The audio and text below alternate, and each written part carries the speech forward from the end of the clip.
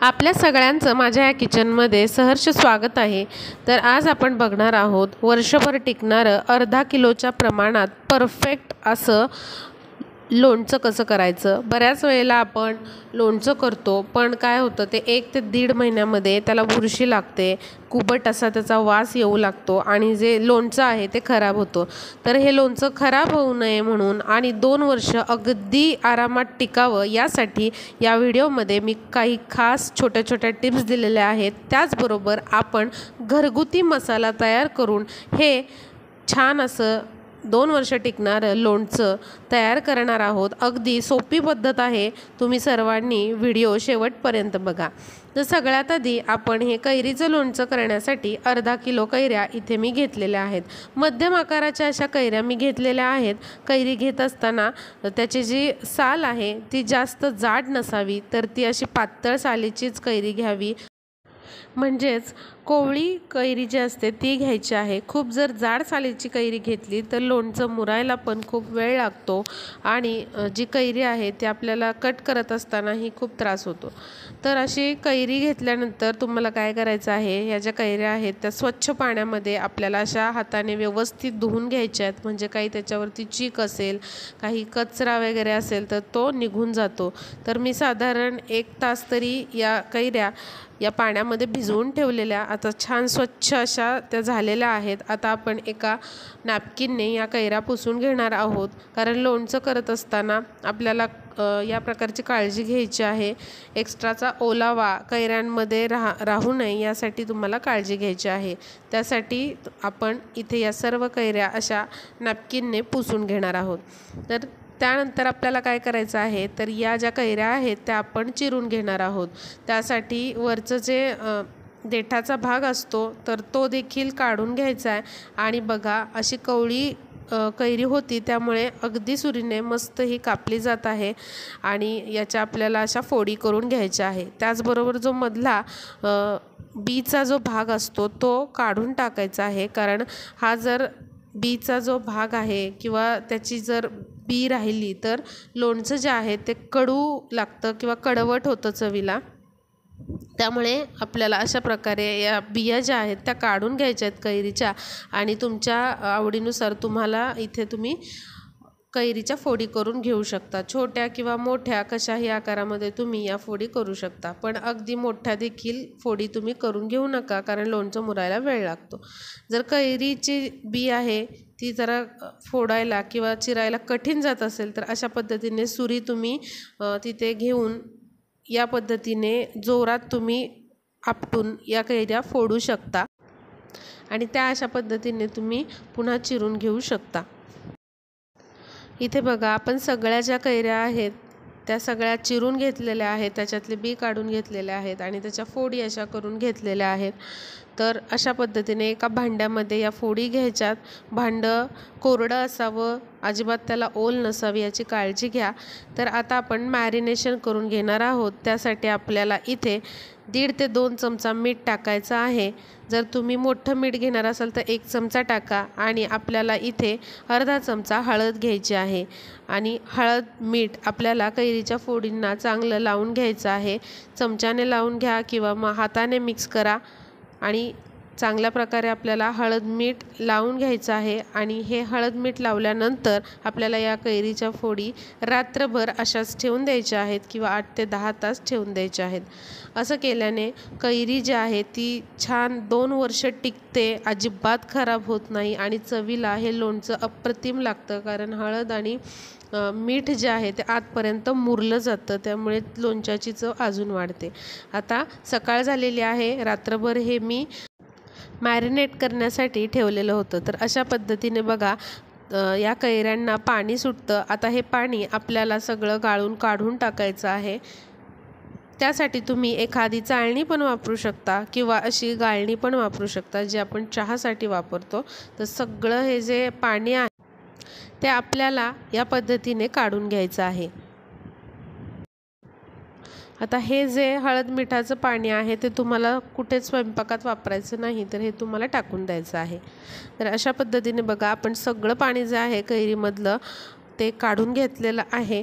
आता या ज्या फोडी आहेत त्या आपल्याला एका ताटामध्ये काढून घ्यायच्या आहेत। तर प्रत्येक फोड अशा आपल्याला थोड्या थोड्या अंतराने या ताटावरती काढून घ्यायची आहे। आणि या ज्या कैऱ्या आहेत, कैरीच्या फोडी आहेत, त्या आपल्याला उन्हामध्ये 1 ते 1.5 तासांसाठी उन्हामध्ये ठेवायच्या आहेत। लक्षात ठेवा, खूप कडकडीत उन्हामध्ये या ज्या कैऱ्या आहेत त्या वाळवून सुकवून घ्यायच्या नाहीत। तर फक्त 1 ते 1.5 तास तुम्हाला ऊन द्यायचं आहे। आणि उन्हाची सोय नसेल तुमच्याकडे तर पंख्याखाली तुम्ही 2 तास या कैऱ्या ज्या आहे त्या ठेवू शकता। आणि अशा पद्धतीने बघा 1 ते 1.5 तासांनी या ज्या कैऱ्या आहेत त्या अशा त्याच्यामधलं जे मॉइश्चर आहे ते तसंच आहे। म्हणजेच या कैरीच्या फोडी आपल्याला खूप जास्त उन्हामध्ये कडकडीत वाळवून घ्यायच्या नाही आहेत, तर अगदी हलक्या आपल्याला त्या उन्हामध्ये ठेवायच्या आहेत, जेणेकरून एक्स्ट्राचं मॉइश्चर त्यातलं निघून जाईल।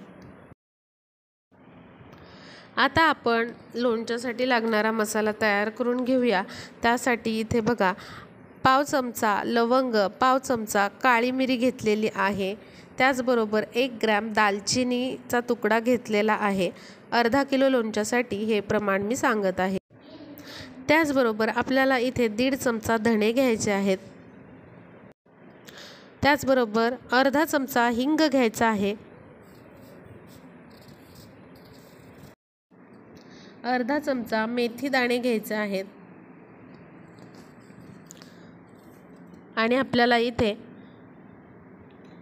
25 ग्रॅम लाल मिरची पावडर आणि 25 ग्रॅम आपला जो साठवणीचा मसाला असतो तो घ्यायचा आहे।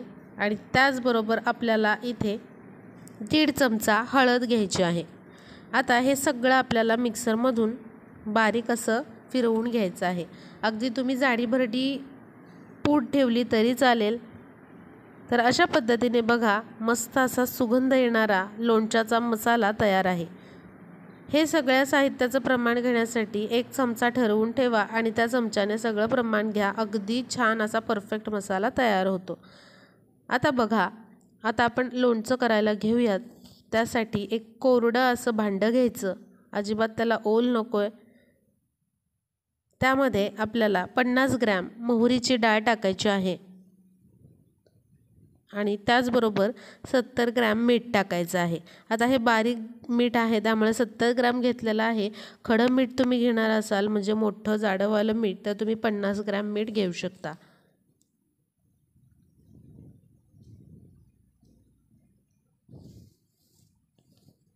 त्याचबरोबर आपल्याला इथे जो तयार केलेला आपण लोणच्याचा मसाला आहे तो या ठिकाणी आपल्याला हा सगळा मसाला वापरायचा आहे। तर हा सर्व मसाला आपण याच्यामध्ये टाकून घेऊयात। बाहेर तुम्हाला असा तयार लोणच्याचा मसाला मिळेल, पण तयार लोणच्याच्या मसाल्याला एवढी चव नसते। त्यामुळे आपण हा घरगुती मसाला तयार केलेला आहे, कारण घरगुती मसाला जेव्हा तुम्ही तयार करता तेव्हा त्या लोणच्याला एक वेगळीच प्रकारची चव येते। तर या ठिकाणी बघा आपण पाव किलो तेल जे आहे ते छान असं कडकडीत उकळून घेतलेलं आहे। आता हे जे कोरडे मसाले आहेत ते आपण चांगले एकजीव करून घेऊया। आता बघा तुम्ही लोणच्यासाठी तेल कोणतंही वापरू शकता, मोहरीचं वापरलं तरी चालेल किंवा जे स्वयंपाकासाठी तुम्ही तेल वापरताय ते पण तुम्ही वापरू शकता।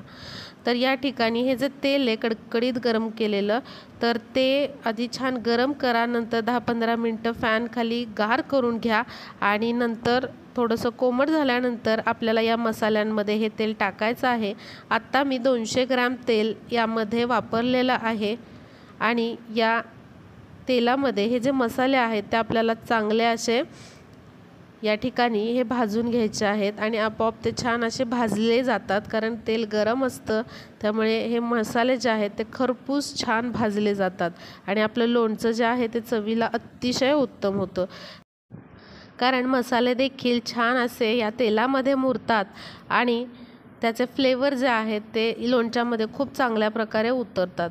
तर हे तेल आणि हे जे मसाले आहेत ते पूर्णपणे आपल्याला थंड करून घ्यायचे आहेत आणि थंड झालेल्या मसाल्यामध्ये या तेलामध्ये आपल्याला या ज्या कैऱ्या आहेत ज्या आपण थोड्याशा उन्हामध्ये सुकवून घेतलेल्या आहेत त्या आपल्याला टाकायच्या आहेत। आता त्यानंतर आपल्याला या कैरीच्या फोडी या मिश्रणामध्ये छान अशा एकजीव करून घ्यायच्या आहेत। बघा, अतिशय हे परफेक्ट प्रमाण आहे। 200 ग्रॅम तेल अर्धा किलो कैरीसाठी अगदी परफेक्ट प्रमाण आहे।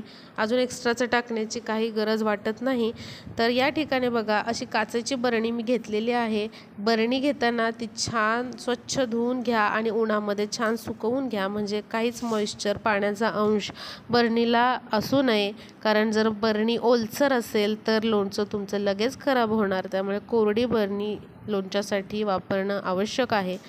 तर अशा पद्धतीने तुम्ही बरणीमध्ये हे लोणचं भरून उन्हामध्ये 2 ते 3 दिवस असं ठेवून द्या। तुमचं हे जे लोणचं आहे ते अगदी परफेक्ट असं तयार आहे। तुम्ही प्लास्टिकची देखील बरणी या ठिकाणी लोणच्याच्या साठवणीसाठी वापरू शकता। तर इथे आपलं 2 वर्ष टिकणारं असं मस्त कैरीचं लोणचं, तेही